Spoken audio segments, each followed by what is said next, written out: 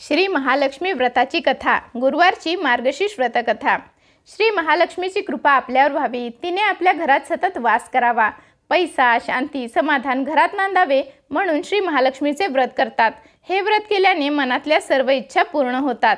श्री महालक्ष्मीची अनेक नावे, अनेक रूपे आहेत. पार्वती, सिंधुकन्या, महालक्ष्मी, लक्ष्मी, राजलक्ष्मी, गृहलक्ष्मी, सावित्री, राधिका, रासेश्वरी, चंद्रा, गिरिजा, पद्मा, मालती, सुशिला अशा विविध नावांनी श्री महालक्ष्मी ओळखली जाते. अशा या सर्वांभूती असलेल्या श्री महालक्ष्मीची ध्यानी घ्यावी अशी ही कहाणी आहे. द्वापार युगातली, आपल्या भारतातील सौराष्ट्र देशात घडलेली. तेथे एक राजा राज्य करीत होता. त्याचे नाव भद्रश्रवा. तो शूर होता, दयाळू होता, प्रजादक्ष होता. 4 वेद, 6 शास्त्रे, 18 पुराणे याचे त्याला ज्ञान होते. अशा या राजाच्या राणीचे नाव होते सूरजचंद्रिका. राणी रूपाने सुंदर होती, सुलक्षणी होती आणि पतिनिष्ठ होती. त्यांना एकूण 8 अपत्ये होती, 7 पुत्र आणि त्यांच्यानंतर झालेली एक कन्या. राजा राणीने कन्येचे नाव ठेवले होते शांबाला. एकदा देवीच्या मनात आले, आपण राजाच्या राजप्रासादी राहावे. त्याने राजा आणखी सुखी होईल, प्रजेला तोही आणखी सुख देईल. गरिबाकडे राहिले तर सगळ्या संपत्तीचा तो एकटाच उपभोग घेईल. म्हणून देवीने एका म्हातारीचे रूप घेतले. फाटकी वस्त्रे ल्याली, आधारासाठी काठी घेतली आणि काठी टेकत टेकत ती राणीच्या महालाच्या दाराशी आली. तिला पाहताच एक दासी पुढे आली. तिने म्हातारीला विचारले, कोण ग बाई तू? कुठून आलीस? काय काम काढलंस? तुझं नाव काय? तुझं गाव काय? काय हवं आहे तुला? म्हातारीचे रूप घेतलेली श्री महालक्ष्मी म्हणाली, माझं नाव कमलाबाई, द्वारकेला राहते मी. तुझ्या राणीला भेटायला आले. कुठे आहे ती? दासी म्हणाली, राणीसाहेब महालात आहेत. त्यांना सांगायला गेले तर माझ्यावरच रागावतील. तुला त्या कशा भेटतील? तुझा अवतार पाहून तर तुला ते हाकलूनच देतील. तू इथेच थोडा वेळ आडोशाला थांब. म्हातारीला राग आला. ती संतापून म्हणाली, तुझी राणी गेल्या जन्मी एका वैश्याची पत्नी होती. तो वैश्य फार गरीब होता. त्यावरून त्या दोघांची नेहमी भांडणे होत. नवरा तिला मारहाण करी. ह्या त्रासाला कंटाळून एक दिवस ती घर सोडून गेली आणि जंगलात उपाशी तापाशी भटकू लागली. तिची ती अवस्था पाहून मला तिची दया आली. मी तिला ऐश्वर्य, सुख आणि संपत्ती देणाऱ्या श्री महालक्ष्मी व्रताची माहिती सांगितली. त्याप्रमाणे तिने ते व्रत केले. तिच्या व्रताने महालक्ष्मी प्रसन्न झाली. तिचे दारिद्र्य संपले. तिचे घर, संपत्ती समृद्धीने भरले. तिच्या जीवनात आनंद भरला. मृत्यूनंतर लक्ष्मीव्रत केल्यामुळे ती दोघे पती पत्नी लक्ष्मी लोकात वैभवात राहिली. या जन्मी त्यांचा जन्म राजकुळात झाला आहे.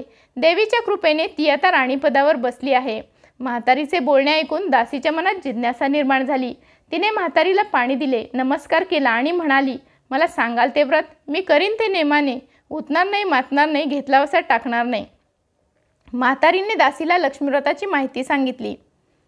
मग ती उठली व काठी टेकीत निघणार तेवढ्यात राणी तरातरा महालातून बाहेर आली.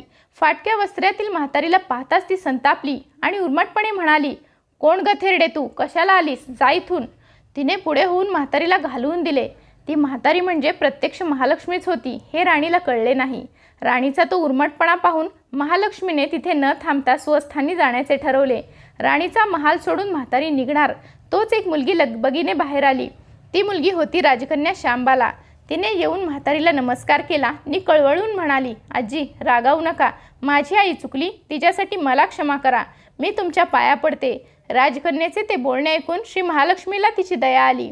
तिने शांबालाला लक्ष्मीव्रताची माहिती सांगितली. तो दिवस मार्गशीर्ष महिन्यातला पहिला गुरुवार होता.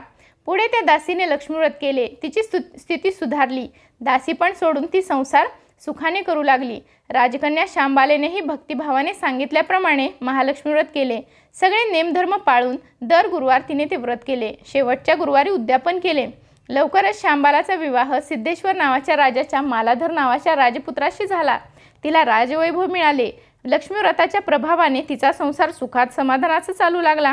पण इकडे भद्रश्रवा आणि राणी चंद्रिका यांना हळूहळू वाईट दिवस यायला लागले.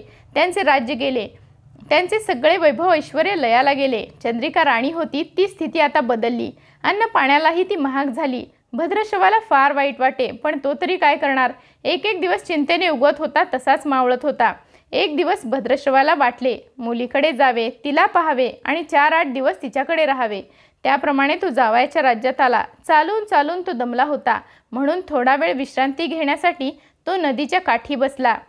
राणीची दासी नदीवर येत होती. तिने भद्रश्रवाला ओळखले. दासी धावत महालात गेली. राजाला बातमी सांगितली. शांबालालाही ते समजले. श्यामबाला आणि मालाधराने रथ पाठवून भद्रश्रवाला मोठ्या मान सन्मानाने राजवाड्यात आणले आणि त्यांचा आदर सत्कार केला. काही दिवस जावयाचा आणि मुलीचा पाहुणचार घेत भद्रश्रवा राजवाड्यात राहिला. आता परत जायचे विचार त्याच्या मनात घोळू लागले. जावयाला त्याने तसे सांगितले. जावयाने संमती दिली.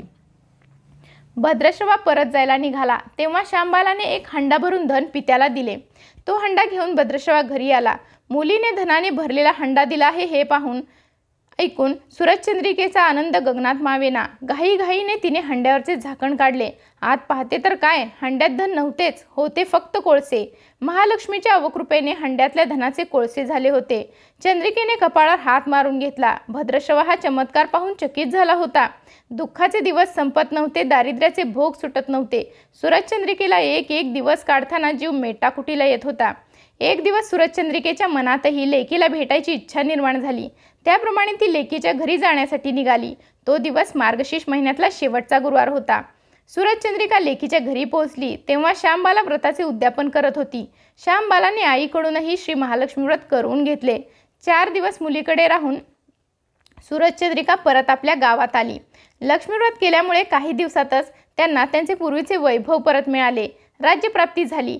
पुढे काही दिवसांनी आई वडिलांना भेटण्यासाठी म्हणून श्यामबाला माहेरी आली. पण बाप भेटायला गेला असताना त्याला श्यामबालेने कोळसा भरलेला हंडा तरी दिला होता, पण आपल्याला मात्र काहीच दिले नाही. हा राग राणीच्या मनात होता.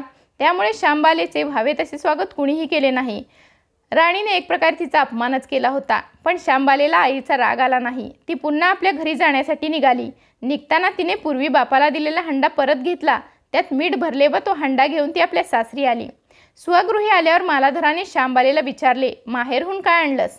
श्यामबालेने बरोबर आणलेल्या हंड्याकडे बोट दाखवले.